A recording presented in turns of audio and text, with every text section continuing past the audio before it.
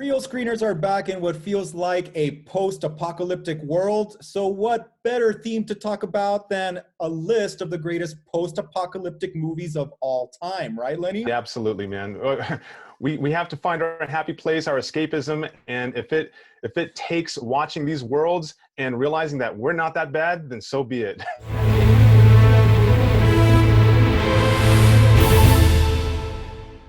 So without further ado, let's jump right into it with our number 10 pick. We have The Road, based on Cormac McCarthy's novel, starring Viggo Mortensen in what I think is one of his best roles. This movie is so bleak, much like the novel, utterly depressing. So of course the movie focuses on the father-son relationship, that great archetype. And in this case, they're trying to reach the ocean as their ultimate destination. And really, their resilience is put to the test. This is a story of perseverance and how far you're able to go to survive. They have to face cannibalism. They have to face the elements. Cinematography here is great, very dark. Yeah, it's kind of like The Walking Dead in the sense that, you know, you're dealing with more than just one type of antagonist, so to speak, in the movie. There are a lot of different things that are just keeping you from where you need to be. Yeah. Yes. And ultimately how also the father-son roles need to get reversed, basically, and how sons sometimes have to step up to the father's plate. And now moving on to our number 9, it's a movie that a lot of maybe the older generation has seen. It's a movie that was filmed in 1995. It is 12 Monkeys, starring Bruce Willis and Brad Pitt in a crazy side character role. I love this movie. When I first saw this movie, I was blown away because of the time. I guess you could call it maybe like a time paradox. The twist at the end was like, you know, and as you had mentioned earlier, it has compelling themes to it, right? I really dug this movie when I saw it. I'm a fan of Terry Gilliam, who directed it. He's done some Monty Python stuff, so this was kind of like an interesting turn for him, but you can definitely see like a weird sense of humor in this movie, in the quirkiness of the characters. I was going to say that quirkiness, yeah. It deals a lot with our perceptions of reality and how time travel can distort that and mess with that. And, you know, you have the Bruce Willis character kind of like questioning his perception of reality. Again, a movie that deals with a bleak future based on a plague that has overtaken humanity. So worth a view. Yeah, definitely a mind-bending film for all you guys that like to have your head all twisted up over time travel. So for our 8th entry, we don't have a film, but more a TV miniseries that came out back in 1994. And this is Stephen King's The Stand, which I saw when I was 10 years old, and I'm pretty sure that it scarred me for life. Just the premise of this plague, of this virus kind of like overtaking and wiping out most of humanity. And then, you know, you have a group of survivors that are kind of like in this gray area of good and bad. And you know, you don't quite know who's a good guy and who's a bad guy. And that's kind of like one of the great things about the series is that it plays on the strengths and weaknesses of all of these characters, but ultimately a story about good and evil. It makes you wonder about, you know, is there a God? Is there a devil? That type of thing. It has that symbolism, right? That really comes out in the characters and in the choices they make, for sure.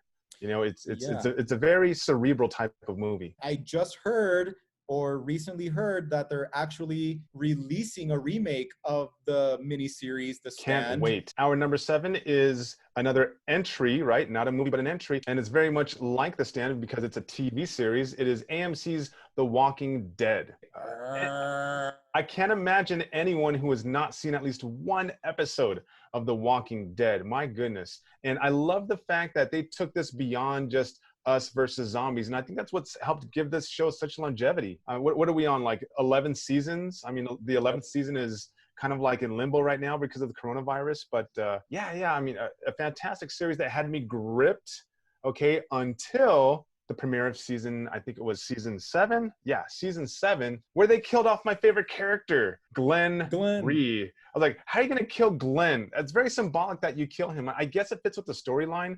But once that happened, I basically tuned out of the show. I was disappointed. I mean, sorry, I reacted that way. And I haven't watched it ever since. But for those seasons that I did watch, I binge watched that almost like I had never binge watched a show before. Our number 6 is a movie that I guess you can consider a sleeper hit. It's a movie that was directed by Bong Joon-ho, who many of you probably know is a multiple Academy Award winning director who also directed last year's Best Picture winner, Parasite. And this movie is headlined by none other than Captain America himself, Chris Evans, followed by Jamie Bell, Tilda Swinton, and the great Ed Harris. There is a train that, you know, is nonstop just going through this world.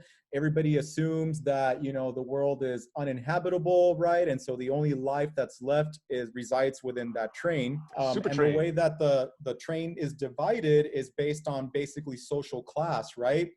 The people on the back are the impoverished ones. The people on the front are the rich ones. I really like the nonstop action. I like the special effects. I mean, it's a movie that has everything, in my opinion. And interestingly, it's a movie that really uses the idea of children as a symbol of hope for humanity. Looking at this movie, it had a slight indie film feel to it, you know, in a lot of the cinematography, the lighting, even some of the humor, you know, you might get from certain indie films, maybe some Asian films. It was kind of up and down as far as tones at certain points. You didn't get too bogged down with anything in the movie. It didn't let you. I do want to say toward the end, it felt very Matrix Reloaded as far as the twist. I'm not going to get specific on that, but I totally saw, yeah, okay, I see the Matrix right there. Our number 5 pick, Alfonso Cuarón's Children of Men, starring Clive Owen. Out of all the movies on our list, I feel like this is the most plausible future, or the most realistic one. The premise is that fertility is no longer a thing with humanity. Babies haven't been born. Women can't get pregnant. The last human was born 17 years ago. Things that are super plausible with government control and refugee camps and immigration and terrorism and all the possible things that could happen in such a future. So let's move on to number 4. We have the franchise of the Planet of the Apes. It doesn't matter if you're talking about the most recent ones or the ones from way back decades and decades ago. This is a franchise that will creep you out, because you mentioned Children of Men being kind of plausible. I know this seems for some people maybe outlandish, but for other people, they're like, that could kind of happen.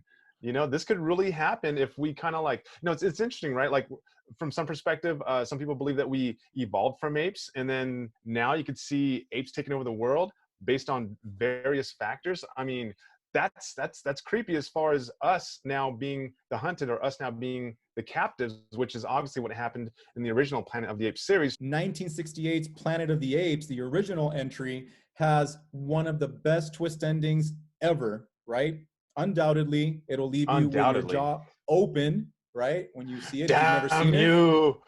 Damn you all to hell. That's right, yeah. And one of the most famous lines in film history, themes of animal cruelty and prejudice and twisting the tables on we're now the animals, that's like the best you said, part of it. worthy entry on our list, which leads us to our number 3, which I believe that you should introduce because you are such a big fan. Okay, as far as franchises go, I'm not going to say it's my favorite franchise, because I do feel that part 1 was the best and the other ones weren't as good progressively. But man, is The Matrix one of my favorite movies of all time for so many different reasons, not just because he knows Kung Fu, you know, but also because of the themes present there. You talk about a movie that when I watched it back in 1999, I did not know exactly what the hell was going on until I watched it a second time. Yeah, it was so new and so revolutionary, the concept. Yeah, for sure. It's something that, you know, nowadays, or even back then, we were, you know, a lot of people would entertain this thought of like living in a simulation type thing, but they went out there and they blew it out the water. And wow, so many different things introduced. Beto had mentioned Bullet Time before we had done this, how that's the first time I ever saw a movie that had bullet time. I think it was revolutionary. Themes of control, maybe even pseudo-Christianity, that type of thing. But wow. Our number 2 slot goes to the Mad Max films, of course. I'm going to talk mostly about Fury Road because it's one of my favorite films of all time. But we should not forget the original Mad Max and The Road Warrior. Those Mel Gibson movies were all fantastic. Yes, they were all great. But Fury Road, visually arresting. It's like a rock concert in a movie. The themes are super relevant. Again, totalitarianism, female empowerment, government control. The cinematography is so outstanding. I mean, talk about desert landscape cinematography. It doesn't get better than that. nonstop action, mind-bending special effects, just an High all-around octane. great I mean, movie. what else can we say about it, High right? It's one of those. octane. George Miller is making another Mad Max film, and this one is supposed to be the backstory of the Charlize Theron character Furiosa. But Furiosa. unfortunately, it will not star Charlize Theron, which I was bummed out about.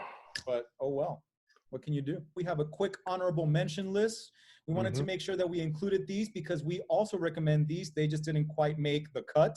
So our number 8 is The Book of Eli.